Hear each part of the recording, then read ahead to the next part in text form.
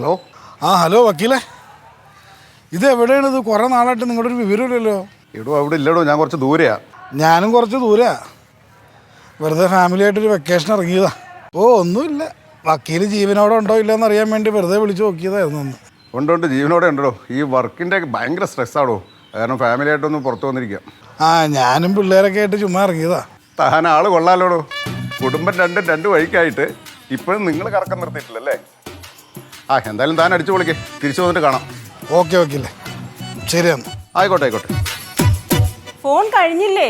കഴിഞ്ഞു. എന്നാ വാ. സുധേ, എന്ത് പറ്റി ഒരു ഔട്ടിംഗ് ഒക്കെ, അത് റിസോർട്ടിലോട്ടൊക്കെ? ഒരു ഔട്ടിങ്ങും അല്ല, ഞാൻ എൻ്റെ ഒരു കാര്യത്തിന് വേണ്ടി വന്നതാ. എല്ലാവരും ഇവിടെ ഫാമിലി ആയിട്ട് വന്നത്, അതുകൊണ്ട് നിങ്ങളെ കൊണ്ടുവന്നു, അത്രേ ഉള്ളൂ. അറിയാം സുധേ. മര്യാദയ്ക്ക് അടങ്ങി ഒതുങ്ങി കൂടെ നിന്നില്ലെങ്കിൽ വേറെ മുറി ഞാൻ പറയും. വേണോ? എന്തിന്? അതിൻ്റെ ഒന്നും ആവശ്യമില്ല.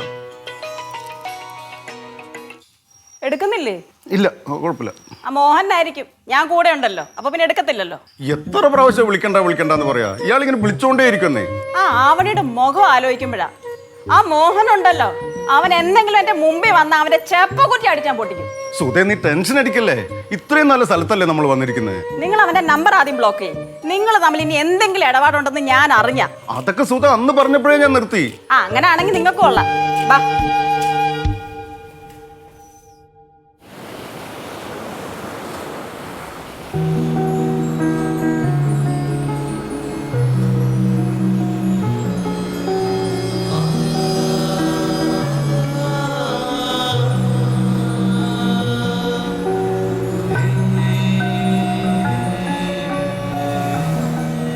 അവണി, നീ എന്തോ ഒറ്റയ്ക്ക് പറ്റുന്നില്ലടാ.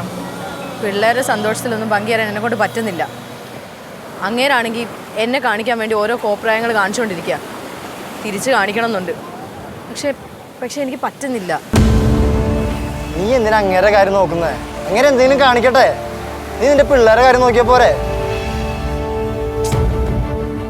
എടാ, നമുക്ക് തിരിച്ചു പോയാലോ? നീ എന്തൊക്കെയാ പറയണേ? നീ ആവശ്യമില്ലാത്തൊന്നും ചിന്തിക്കണ്ട. നീ ആദ്യം ഒറ്റയ്ക്ക് വന്നുള്ള നിപ്പ് ഒഴിവാക്കി.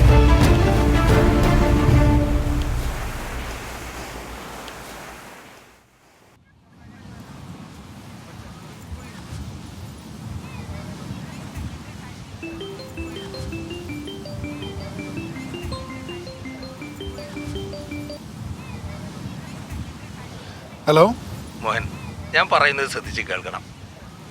നിങ്ങളുടെ ഭാര്യ നിങ്ങളെ ചതിക്കുകയാണ്. എല്ലാം തികഞ്ഞോളെ പോലെ നിങ്ങളുടെ മുന്നിൽ അഭിനയിക്കുക. അമ്പിളി അവൻ്റെ വെറും സുഹൃത്തൊന്നുമല്ല. തൽക്കാലം ഇത്ര മാത്രം അറിഞ്ഞാൽ മതി. ഹലോ.